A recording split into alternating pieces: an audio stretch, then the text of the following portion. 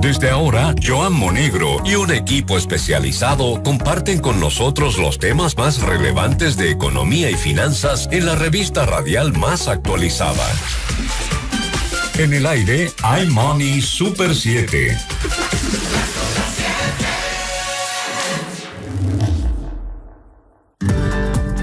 Gracias por estar aquí con nosotros en este su programa iMoney Super 7. Hoy, como todos los días, vamos a hablar de economía y de finanzas. Pero nos vamos a concentrar en una figura, en nuestro econopersonaje del día de hoy, en una figura que tiene mucho peso en todo esto. ¿Por qué decimos que tiene mucho peso en todo esto? Hay que recordar que todos los cambios del futuro que queremos, incluso esa proyección que ha planteado el presidente de duplicar el PIB para el 2036, son planteamientos importantes que durante todo este periodo de tiempo, que ¿verdad? Estaremos encaminados a duplicar el PIB, tenemos que estar en claro de que hay que seguir revisando, hay que hacer la estrategia, hay que revisar todos los procesos que se estén llevando. Y hoy vamos a profundizar un poco de esto, hablar también sobre la agenda, o bueno, no la agenda, perdón, sino la Estrategia Nacional de Desarrollo 2030, que ya, como hemos mencionado varias veces en este programa, el próximo gobierno, que comienza en agosto, sería el último gobierno completo, sin contar los otros 2 años que faltarían para el 2030. Por lo tanto, es importante ir haciendo ya estos planes, esta estrategia para ver qué vamos a hacer. Y el presidente ha dado el primer Picasso, digámoslo así, planteando que ya nuestros objetivos tienen que plantearse para el 2036. Esto viene siendo parte de lo que vamos a conversar en el día de hoy. Vamos antes a tratar algunos temas de tal vez interés general para ir preparándonos en este sentido. Con esto dicho, le quiero dar la bienvenida a nuestro querido compañero, el economista Víctor Núñez, a este foro. Bienvenido, Víctor. Gracias, Joan. Bienvenido también a todas las personas que nos escuchan, porque tal vez hoy, que tal vez lo anunciamos un poco más temprano, el tema de quién viene hoy. Sí. Entonces va a haber más personas tal vez detrás apoyándonos un poco más en el tema de escuchar los temas. Y bien dicho, el tema de viene un ecopersonaje bastante tal vez de nivel. Pues sí, yo creo que sí. Por no decir el que más, pero también la labor que hace esta persona con respecto a su responsabilidad que tiene, va a ser el trabajo, tal vez el esfuerzo también, los resultados que pueden ver detrás y el impacto que puede también tener a nivel económico nacional. Para no dar un poco de spoiler de quién es. No, eso lo vamos a mencionar ahora, en un rato. Pero, Víctor, yo antes de entrar a iniciar el programa completamente, quiero hablar un poco de algo. Y te quiero hacer una pregunta. ¿Cuál? ¿Cuál es tu visión respecto a la creación o la privatización de lo que es el sector eléctrico? Mira, yo en ese punto, como tú bien mencionas, yo creo que hemos como dado mucho el ataque al sector eléctrico. En el tema de que cuando se habla de privatización, uno de los principales problemas que tenemos es las personas que están fuera del sistema pagando lo que realmente pagan. Entonces, cuando uno intenta privatizar ese mismo servicio, como ya yo te bien he explicado antes, lo que va a funcionar como una empresa más, o sea, no va a tener ese factor altruista que tienen las demás empresas, o bueno, las empresas estatales de, ok, yo te voy a dar esa ayudita, pero detrás tenemos que ir poco a poco viendo la manera de ir avanzando para que tú al menos pagues una parte de lo que tú me debes. No, ahora, si es una empresa, la empresa no va a tener eso. No, pero aquí viene también otro detalle que a mí me pareció interesante, que no se ha discutido al respecto. Yo creo que vamos a ir a una pausa luego de esto, porque tenemos que entrar a Tecnodata antes de nuestro invitado especial del día de hoy. Pero a mí me parece interesante el análisis porque el sector privado, como es un lugar sensible, puede tender hasta soltar a hacerlo, que a lo largo de la historia hemos visto que se ha intentado o se ha hecho varios intentos de ver cómo poder eficientizar todo esto y no se ha logrado. Con esto dicho, vamos a una pausa y luego continuamos en este subprograma iMoney Super 7. Estás escuchando iMoney Super 7.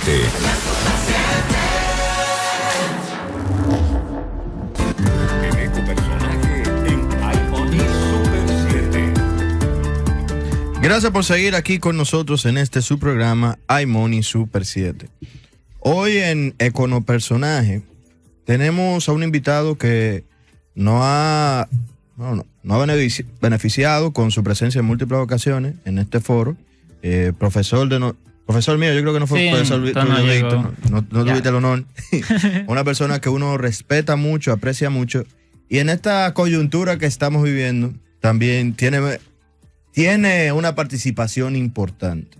Y esta figura del día de hoy es nuestro querido profesor, el ministro de Economía, Planificación y Desarrollo, Pavel Isa Contreras. Bienvenido, estimado. Muchísimas gracias por tenerme de nuevo en iMoney. No, para mí es un placer que usted nos acepte las invitaciones en este foro y que nosotros como jóvenes, ¿verdad?, economistas, siempre es para nosotros importante aprender de usted y de lo que dice. Muchísimas gracias. Estimado, para comenzar, vamos a mitad del año. Ya ustedes saben que ya el nuevo gobierno va a comenzar en agosto, o sea que ya ustedes están en la recta final de su gestión, o de esta gestión, ¿verdad?, de este periodo, que no sabemos todavía qué vaya a suceder. Estamos esperando los tweets del presidente, los tweets del presidente, los X del presidente, a ver qué sucede. Pero yo quisiera preguntarle, para comenzar, ¿cómo usted está viendo, cómo ha sido este proceso de cierre desde el Ministerio de Economía, Planificación y Desarrollo, y está 2 años, 2 años son, 3 años, 2 años de gestión en este sentido? Mire, yo creo que cerramos el cuatrienio en el Ministerio a toda marcha, y muy comprometidos y redoblando el esfuerzo por articular, formular, implementar y darle seguimiento a políticas públicas, procurando cada vez mejores políticas públicas y más impacto para la gente. Los primeros 2 años fueron verdaderamente desafiantes. Yo no estaba en el puesto de ministro, sino de viceministro, pero muy cercano al ministro y como parte del equipo. Y fueron 2 años muy desafiantes porque fue en medio de la pandemia, o sea, 2020, todo 2021, y luego 2022 vino la guerra, la presión de precios, internacional de precios, tanto en 2021 como resultado de la recuperación económica, junto a la desestructuración del aparato productivo, te dio alza de precios. O sea, cuando se abrió la economía mundial, pues la gente salió a la calle, salió a demandar bienes y servicios, y no los encontró porque el aparato productivo estaba comprometido, no tenía la capacidad de respuesta, y los precios subieron, y cuando ya pensábamos que iban a empezar a bajar y que se iban a poder reestructurar la oferta y responder, entonces vino la guerra. Y con eso el aumento en los precios internacionales del petróleo, de los alimentos. O sea que en realidad nos pasamos 2 años y medio lidiando con crisis. A pesar de eso, formulamos en el contexto de la Estrategia Nacional de Desarrollo, formulamos un plan nacional plurianual del sector público, junto con todas las instituciones del Estado. Ese plan, cuando hagamos la evaluación, probablemente ahí identificaremos dónde nos quedamos cortos, dónde pudimos avanzar, dónde incluso pudimos retroceder. Eso todavía no está listo, pero va a estar listo pronto. Pero sabemos que lo que no pudimos alcanzar tuvo que ver no solo con la guerra, con el COVID, con los aprendizajes, con la necesidad con las tareas pendientes de mejor articulación de los planes, de mejor articulación de las instituciones. Y yo creo que en estos últimos 2 años hemos madurado mucho en ese sentido.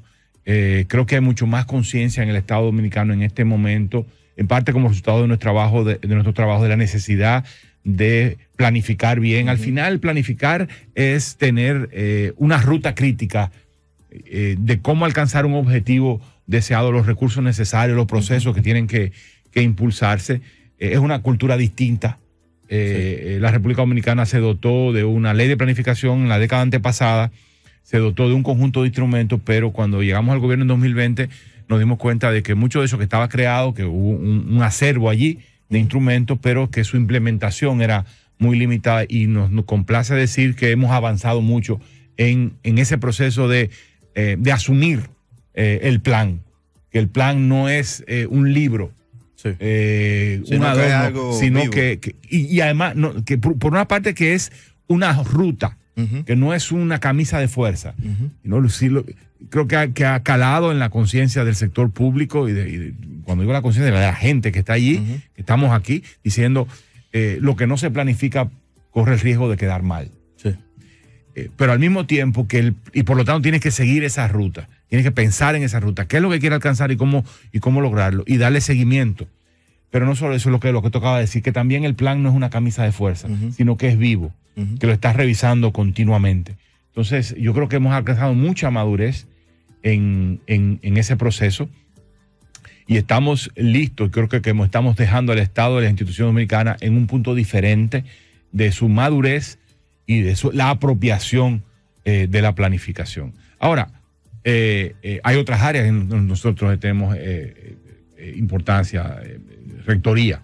Está el tema de la cooperación internacional. Hemos logrado avances significativos en alinear la cooperación con la planificación. No es que va a llegar una agencia de cooperación. El plan. Mira, aquí yo tengo un dinero para ti, para que tú hagas tal cosa. No, espérate. Cualquier cosa que tú quieras hacer conmigo, vamos a hacerla dentro de este plan, para que tu apoyo vaya a algún lado, complemente, claro. Complemente lo que yo quiero hacer. No es que tú vienes a la República Dominicana a hacer lo que tú tengas en tu agenda y en tu cabeza. Entonces eso ha hecho que la cooperación se vaya alineando cada vez más al plan plurianual, Estrategia Nacional de Desarrollo y al plan plurianual. Pero también estamos generando una oferta de cooperación, que eso es nuevo. Significa que la República Dominicana se está convirtiendo en un país que coopera con otros. Especialmente en el área técnica. Si hay países que le están pidiendo a la República Dominicana apoyo, ¿qué ustedes han hecho? ¿Cómo que ustedes han logrado este éxito en tal o cual cosa? A veces no miramos. Nosotros en el fragor de la batalla por desarrollarnos, por avanzar, por lograr bienestar, y también a veces golpeados porque no logramos los objetivos, decimos no se llegó tan cerca como uno quería. Entonces dicen, pero ¿cómo? Sí, nosotros a pesar de eso hemos logrado algunos, y no estoy hablando solo en este gobierno, sino históricamente hemos logrado algunos avances y tenemos logros que mostrar a otros países. Te voy a poner un ejemplo, lo que llamamos la protección social adaptativa. Es un término dominguero para decir cómo el Estado logra responder adecuadamente a una emergencia con la protección social, con la transferencia de dinero a quienes están afectados por un desastre. Y primera emisión, los primeros bonos de emergencia los emitimos con Fiona. Y ya llevamos varios bonos de emergencia emitidos. Es un ejemplo para el mundo y para muchos países en desarrollo. Dicen, ¿y cómo ustedes lo hicieron? Bueno, República Dominicana puede mostrar cómo hizo para atender con bonos, con transferencia, con la tarjeta, cuando viene una situación de emergencia. Para poner un ejemplo, en compras públicas también tenemos cosas que mostrar. El sistema de compras públicas ha venido mejorando de manera significativa y hay países que le están preguntando a la República Dominicana, ¿cómo tú hiciste esto? ¿Cómo es tu ley? A pesar de todas las críticas. Eso que le va a decir, porque usted me está diciendo eso y uno solo recuerda un par de casos. Pero son los aprendizajes. Si nos dotamos de una ley que en aquel momento tenía restricciones, tenía limitaciones, aprendimos que hay restricciones que no tienen que ponerse, se tiene que hacerse de otra manera, y por eso ahora tenemos un decreto que mejora y tenemos una propuesta de ley, una nueva propuesta de ley que parte de los aprendizajes de la ley anterior. Pero a pesar de eso, nosotros frente a otros países tenemos mejoras en materia de compras públicas, de normas de compras públicas, de los cuales otros países quieren aprender y nos piden. Bueno, eso es otra área, cooperación. Pero también el tema de asociaciones sin fines de lucro, el tema de las ONG. Hemos saneado hemos venido saneando. Yo estuve del otro lado con la presidencia de los Cabos. Yo dije, sí, aquí se hizo más énfasis. A hacha y machete, como dicen en el campo. Yo estoy de acuerdo, es cierto. Hemos logrado, hemos ido avanzando en sanear. Sí, ya la ONG no es lo que ellos quieren, ¿no? No es lo que ellos quieren. Es que ustedes tienen que trabajar con transparencia, tienen que rendir cuentas, no están a la libre. Estamos poniendo recursos públicos para que ustedes hagan un trabajo a favor del público. Y estamos en ese proceso. Está el tema de ordenamiento territorial. Fue reciente, en el 2022. Nos dijeron, miren, Ministerio de Economía, aquí ustedes tienen este regalito. Ustedes van a ser los rectores del ordenamiento. Estoy un poco bromeando, pero organicen este desorden territorial. E contribuyan a impedir que se siga expandiendo este desorden. Sí. Y estamos hablando de un desorden de 40 a 50 años de expansión económica, de crecimiento. O sea, señores, nuestras ciudades, se han transformado. La gente no entiende que esa calle chiquita eran las que funcionaban en ese momento de Balaguer cuando estaban construyendo y ahora se quedaron cortas. Porque hemos crecido mucho. Pero además, actividades económicas que se han expandido a costa de zonas protegidas o de áreas que tenían la vocación de ser protegidas. Sí. O la actividad agrícola que ha crecido a costa de tierras fértiles. Sí. Porque, bueno, una gente que tiene una tierra y que es una tierra negra muy fértil, pero que la agricultura no rinde, y dice, bueno, yo estoy pegado al pueblo, o sea, claramente me dan unos millones de pesos para yo venderlo y desarrollar un apartamento, pero entonces sacrificamos la capacidad de producir alimentos. Entonces, eso es ordenamiento territorial. El ordenamiento territorial es no construir en las zonas de cañada, o sea, que orientar el crecimiento en una dirección deseada. Entonces, la ley de ordenamiento territorial reciente nos da unas responsabilidades y nos dice, ustedes tienen que hacer A, B y C para apoyar al gobierno a que no haga desorden, al gobierno central a que no haga desorden, porque también el gobierno puede hacer desorden. Tiene una carretera donde no debe tirarla, una calle donde no debe tirarla y se te arma un problema. O construye a través de los planes de vivienda social, o facilita la construcción de una vivienda donde no debe construirla y se te genera un problema de embotellamiento, falta de servicio y demás. Eso, pero al mismo tiempo ayudando a los ayuntamientos a hacer políticas de ordenamiento territorial, planes de ordenamiento territorial. Aquí tenemos unos 17 planes de ordenamiento territorial en este momento, en 17 alcaldías o distritos municipales grandes en marcha.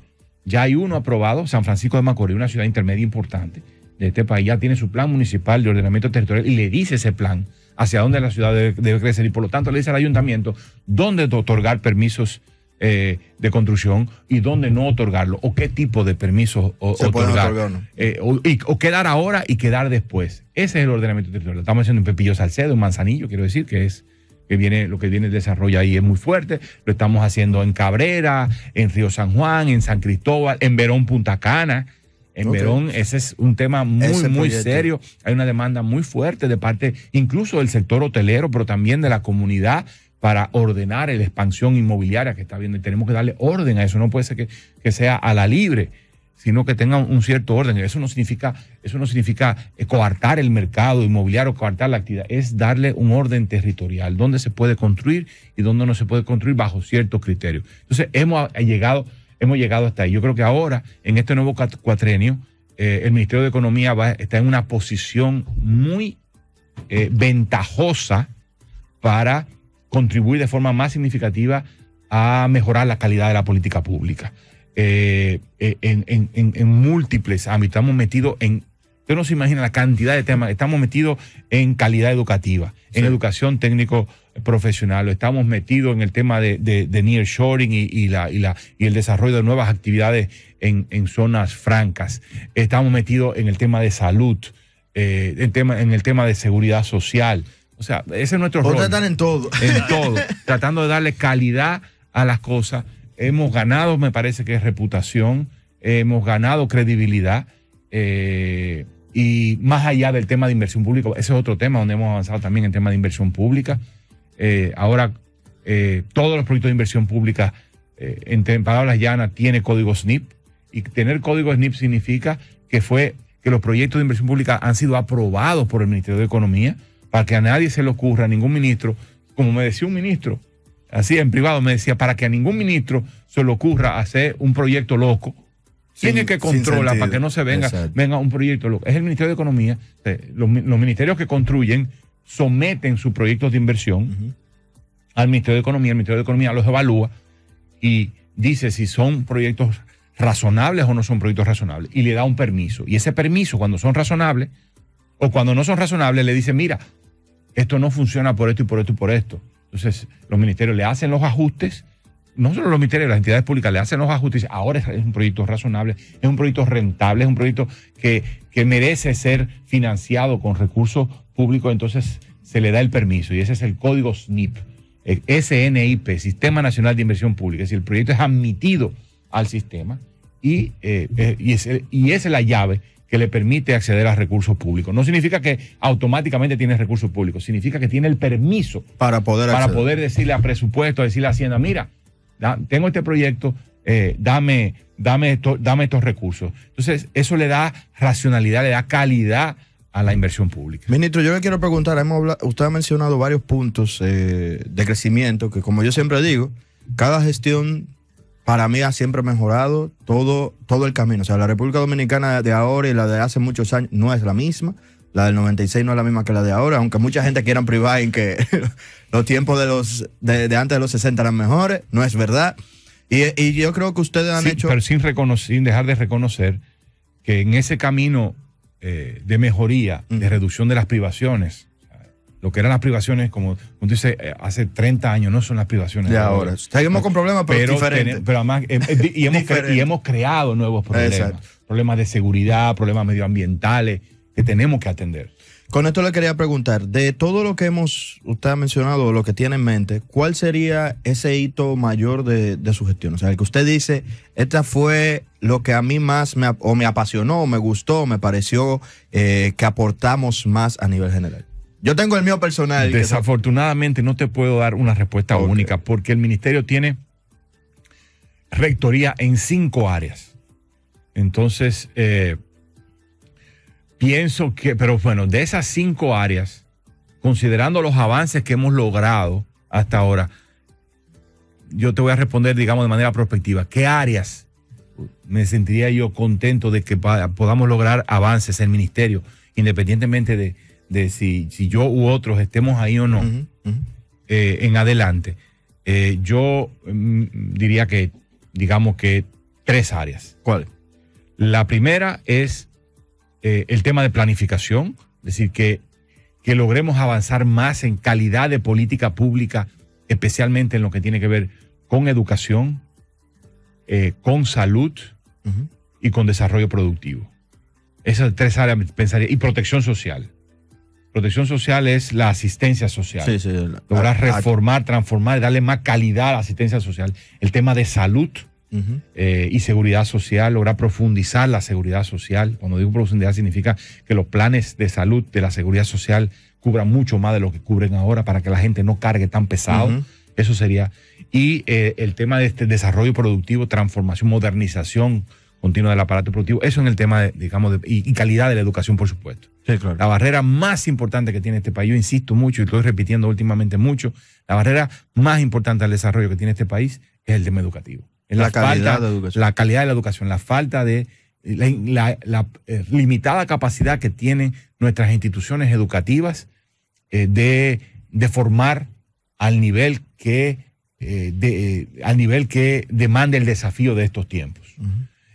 Bueno, eso es en planificación. En inversión pública, alinear la inversión con la planificación. Es decir, que la inversión no sea soltar dinero por soltarlo, sino que sea con un plan. Y que no sea porque el ministro, la ministra o incluso el presidente cree que esto es importante, esto es relevante, sino que responda a una visión. Si yo quiero transformar el aparato productivo, mejorar el aparato productivo, que las inversiones que decidamos respondan a eso y que no sea porque me parece que, sino que responda a eso. A una estadística, a una data, a una información. Y a una perspectiva. Exacto, que siempre hemos hablado. A una perspectiva. Eso. Y luego está el tema de ordenamiento territorial, que estamos en pañales todavía. No sé, ya comenzamos el 2022, por lo menos se comenzó, pero sí, claro. Obviamente, 2 años no da para... Que empecemos a generar planes de ordenamiento y normativas que empiecen a cumplirse adecuadamente y que empecemos a componer lo descompuesto, darle orden para no comprometer más los recursos naturales, para no generar riesgos de desastre. Por parte del ordenamiento, de la falta de ordenamiento, ha sido que hemos poblado, nuestras comunidades han crecido hacia áreas riesgosas. Sí, cañadas, cuando llega una lluvia, se lleva todo. Viene el juidero. Y lo que hemos estado hasta ahora es en capacidad de salvar a la gente, de evitar que la gente muera. Sí, eso yo creo que lo hemos logrado en los últimos 15, 20 años, pero no hemos logrado evitar las pérdidas materiales, porque construimos y porque desarrollamos actividades en zonas donde no las debimos desarrollar. Estamos de acuerdo. Entonces, eso sería, digamos, estos tres logros. Fortalecer la planificación y darle calidad a la política pública, que lo que hagamos sea efectivo para la gente. 2, fortalecer el ordenamiento del territorio, que es la otra cara del desarrollo. El desarrollo se efectúa en un se concreta en un territorio. Sí, claro. No es en el aire, no es en abstracto, es un sitio concreto. Y necesitamos empujar en esa dirección y que la inversión pública responda a una orientación estratégica. Son cosas un poco abstractas, pero ese es nuestro rol. Nuestro rol no es que llegar nosotros como ministerio a cosas concretas. Son los ministerios y las entidades públicas que hacen cosas. O sea, son las entidades que ponen las jeringuillas, son las entidades que dan clases, son las entidades que construyen, son las entidades que hacen cosas directamente a favor de la gente, las que deben tener los resultados concretos. Para nosotros el resultado es intermedio. Nosotros somos una institución intermedia que debemos dar el insumo de inteligencia necesario para que las entidades que proveen los servicios lo hagan con mucha más calidad, que llegue a mucha más gente, lo hagan de una mucha mejor forma, ahorrando la mayor cantidad de recursos para invertirlo donde debemos invertirlo. Ministro, vamos a ir a una pausa. Estamos aquí con el ministro del Ministerio de Economía, Planificación y Desarrollo, Paveliza Contreras. Vamos a ir a una pausa y luego continuamos en este punto. Pero de antesala, decir, yo quiero hablar un poco de 2030 y el camino que tal vez vayamos a llevar para el 2036. Así que, con esto dicho, vamos a una pausa y continuamos en este subprograma iMoney Super 7. Estás escuchando iMoney Super 7.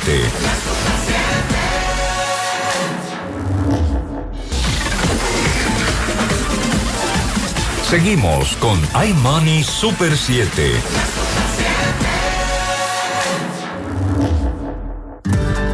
Gracias por seguir aquí con nosotros en este subprograma iMoney Super 7. Víctor, cuéntanos, ¿qué pregunta nos tiene? John, tú bien mencionaste que tenemos unos planes para 2030 y tal vez te gustaría pensar un poco más futuro.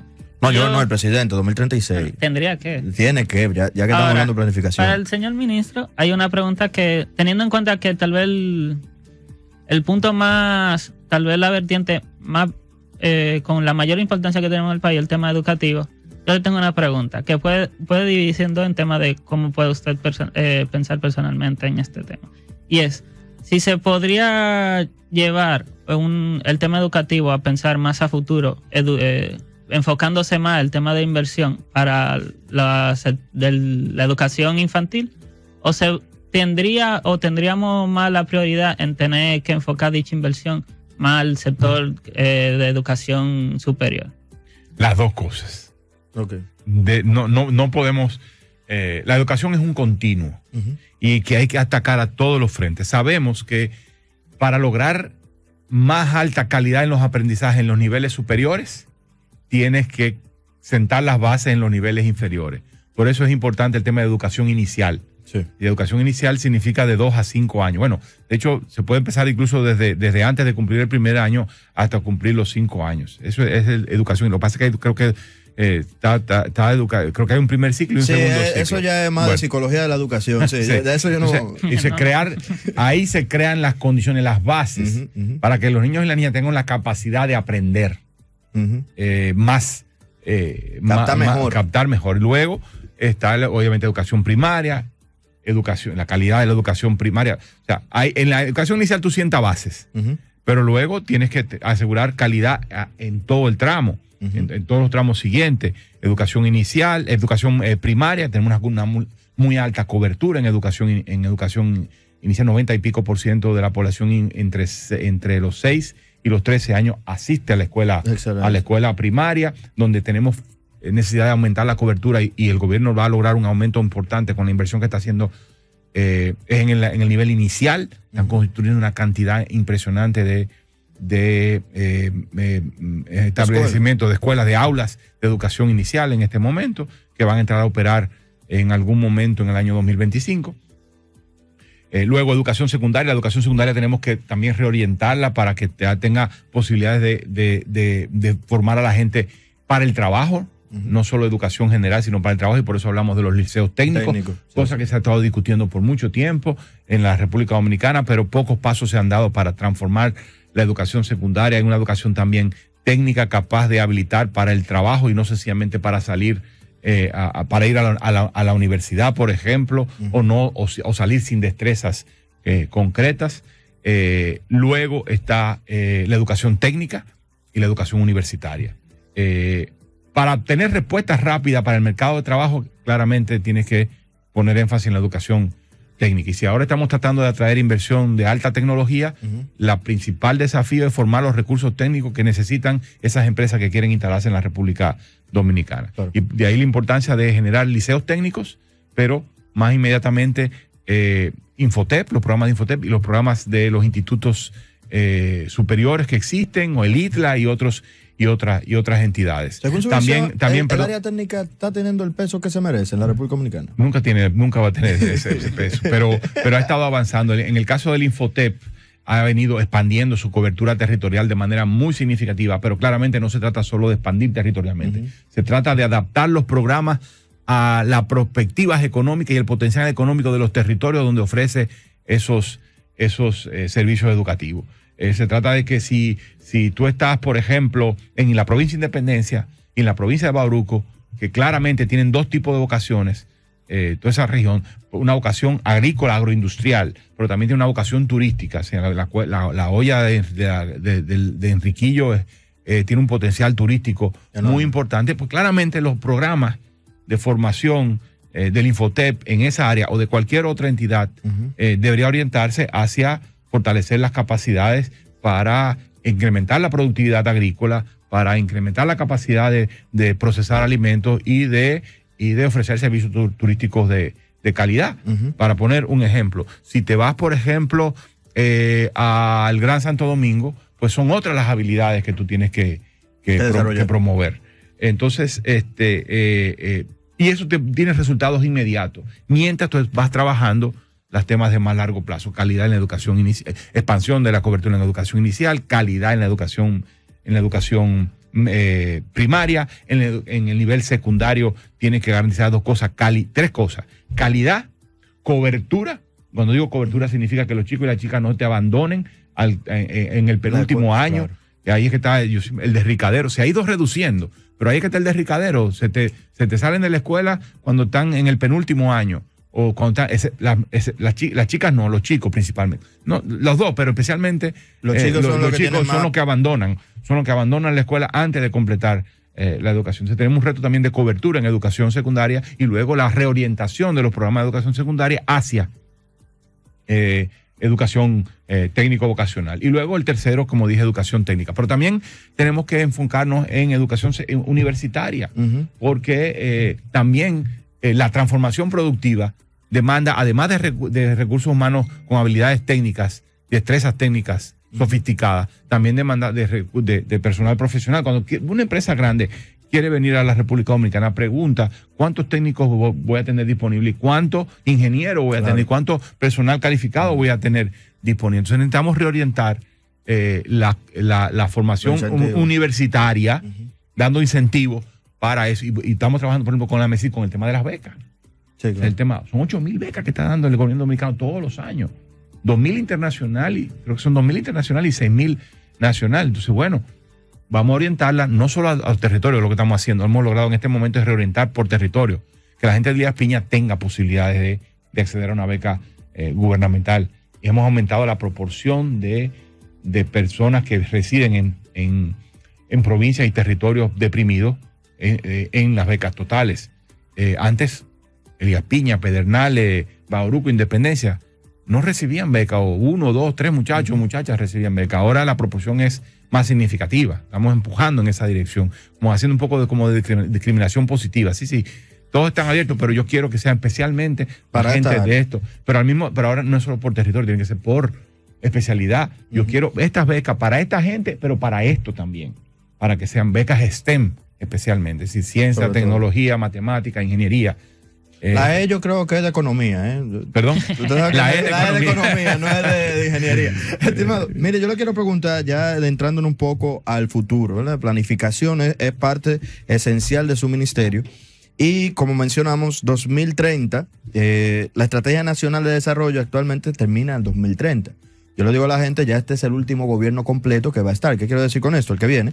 Porque va a ser, digámoslo así, 2024 a 2028. Por lo tanto, 2030 solo sería medio gobierno extra que faltaría, sea cual sea.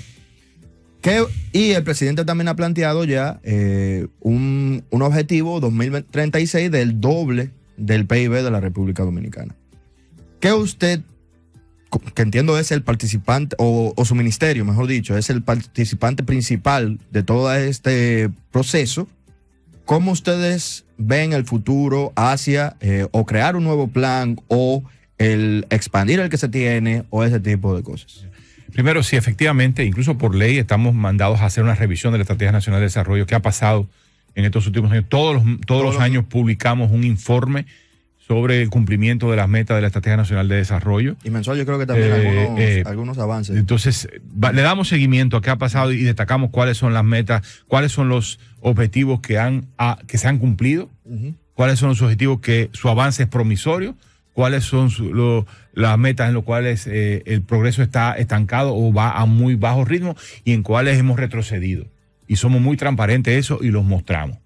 Le damos seguimiento. El Ministerio de Economía le da seguimiento a la Estrategia Nacional de Desarrollo y trabaja en que la planificación del Estado y la planificación de las instituciones, tenemos dos instrumentos, el Plan Plurianual, Plan Nacional Plurianual del Sector Público, que es la expresión cuatrienal de la estrategia, o sea, la estrategia de 20 años, pero esa estrategia de 20 años se divide en 5 periodos de 4 años. Entonces, nosotros elaboramos un plan cuatrienal junto con el resto del sector público que responda a la estrategia y cada institución elabora un plan estratégico institucional que responda al plan cuatrienal, al plan plurianual.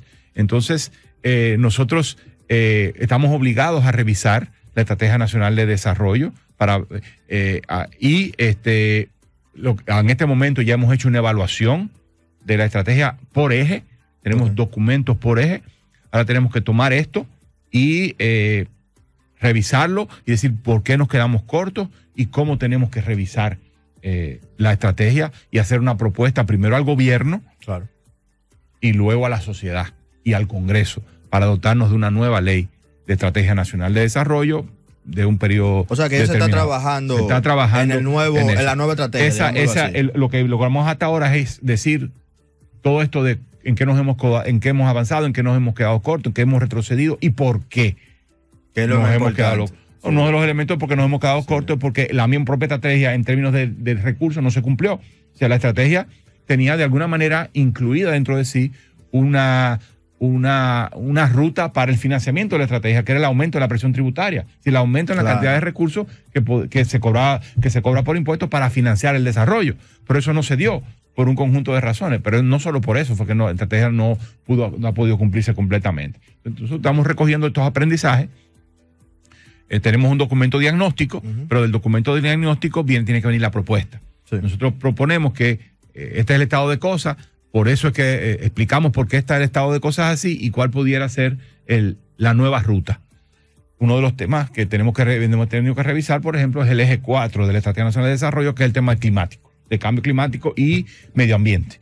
Porque el tema climático no ha tenido suficiente fuerza porque fue en el 2012, cuando todavía el tema climático se menciona en la estrategia. De hecho, el eje incluye el término climático.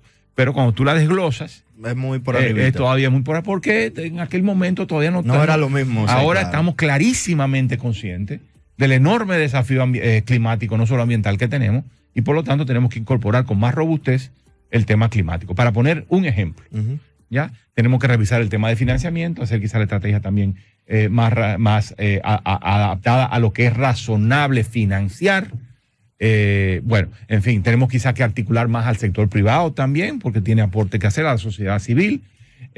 Bueno, eso es la Estrategia Nacional de Desarrollo. Ahora, ¿cómo se inscribe República Dominicana, Meta R República Dominicana 2036?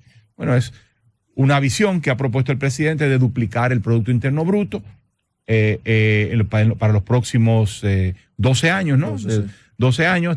Eso implica crecer, que hemos crecido en promedio al 5%, eso significa crecer al 6%. Al 6, o sea, aumentar en un 20% el ritmo de crecimiento anual. Pero lo importante no es la meta. O la meta es importante en tanto te fuerza, te obliga a hacer un conjunto de transformaciones para ponerte en ese camino. Es como llegar a la luna. El presidente creo que utilizó ese ejemplo. Cuando Kennedy dijo, vamos a llegar a la luna. Bueno, sí, esa es la meta. Pero ¿qué fue lo que sucedió para llegar a la luna? Un conjunto de cambios, de transformaciones tecnológicas y de avances, innovaciones tecnológicas impresionantes. Bueno, eso es un poco la idea. Duplicar el PIB. Bueno, para eso tú sabes que el paso más importante que tenemos que hacer, dos pasos importantes, hay muchas otras cosas, pero déjeme mencionar dos o tres. Vamos a hacer algo. Déjeme esos dos para luego de una pausa. De acuerdo. Luego de la pausa, continuamos en su programa iMoney Super 7 para ver esos dos pasos más importantes que son o relevantes para esa estrategia. Entonces vamos a una pausa y luego continuamos en su programa iMoney Super 7. Estás escuchando iMoney Super 7.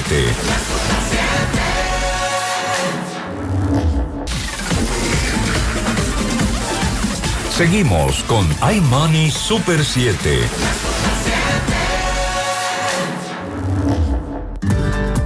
Gracias por seguir aquí con nosotros en su programa iMoney Super 7. Estimado, cuénteme cuáles son esos dos puntos que usted ve como relevante de cara. Ya lo amplié a 4. A 4, ok. Ahora son 4. Sí. El primer, yo creo que para acelerar el crecimiento y duplicar el PIB en 2036 necesitamos transformar la educación. El crecimiento económico dominicano ha sido impresionante, realmente, y envidiable, sí, pero ha estado fundamentado en la inversión de capital físico. Sí. Toda la evidencia de los estudios económicos indican que quien ha llevado el comando del crecimiento económico ha sido, por un lado, el consumo, siempre es así, porque el consumo representa la mayor parte de la producción, pero luego la inversión.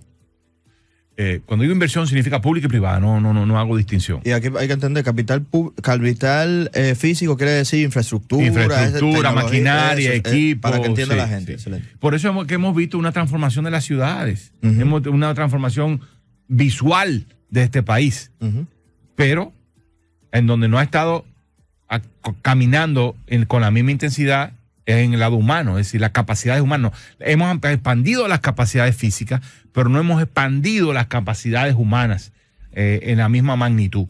Y cuando nos preguntan, ¿y por qué entonces hay tanta desigualdad en este país? Precisamente por eso, porque la mayor parte de la gente no tiene. Bueno, esa es una de las razones, no es la única. Hay muchas, exacto. Pero una de las razones es que la gente no tiene capital.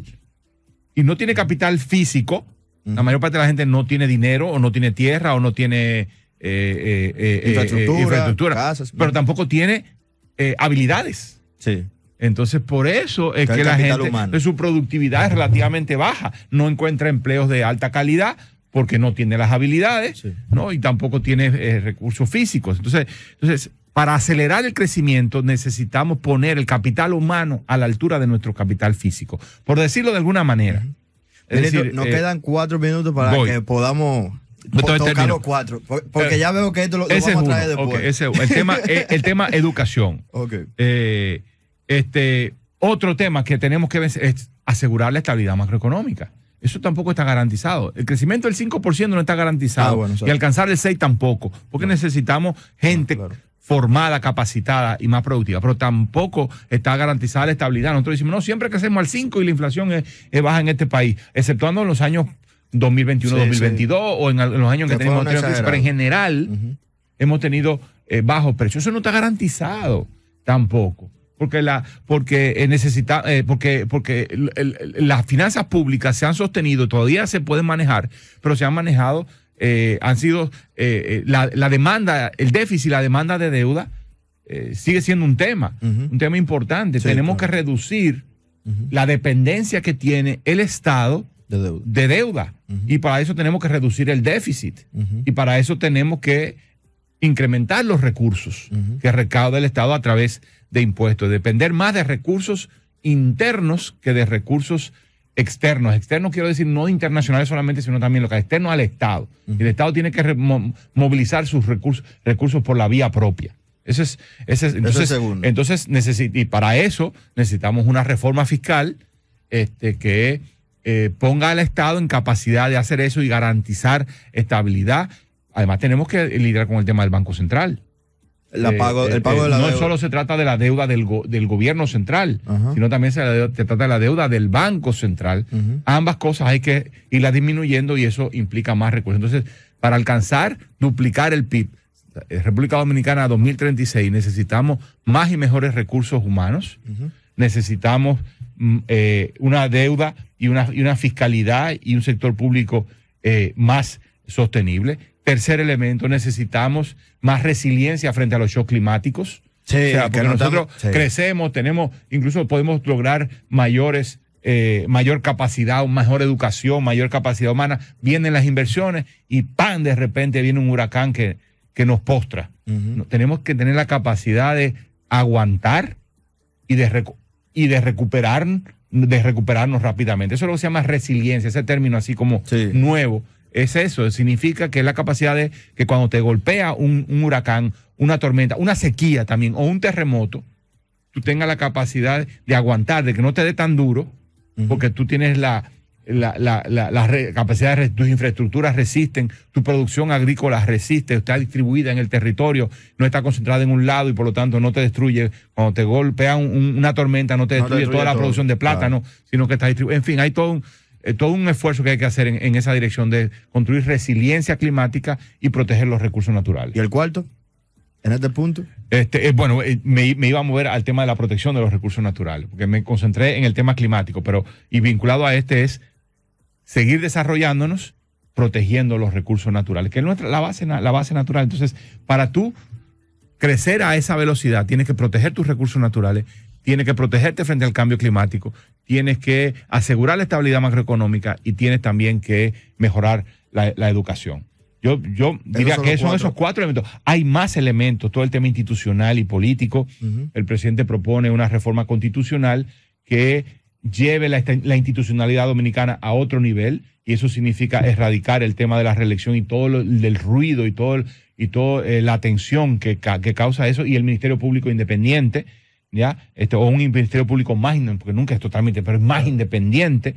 Eso es otra apuesta, que le cimente la base institucional, que le dé bases institucionales a un desarrollo de más largo plazo. Ministro Pavel Isa Contreras, ministro de Economía, Planificación y Desarrollo. Estimado, de verdad que para nosotros, hemos llegado al final del programa. Queremos agradecerle siempre por venir para acá, hablar con nosotros y tratar estos temas que para mí siempre es bueno volverlo a ver y siempre tenerlo educándonos a todos nosotros. Muchísimas gracias y siempre está dispuesto. Estamos a su disposición también. El ministerio, ustedes también tienen un fuerte camino por recorrer ahora y tienen una responsabilidad importante de cara al futuro del país. Así que estamos a su disposición en estos micrófonos. Muchísimas gracias. Con esto dicho, hemos llegado al final del programa. Queremos agradecer a todos ustedes por su sintonía. Estuvieron con ustedes Víctor Núñez y un servidor, Joan Monegro. Sigan en sintonía en esta su emisora, la Super 7.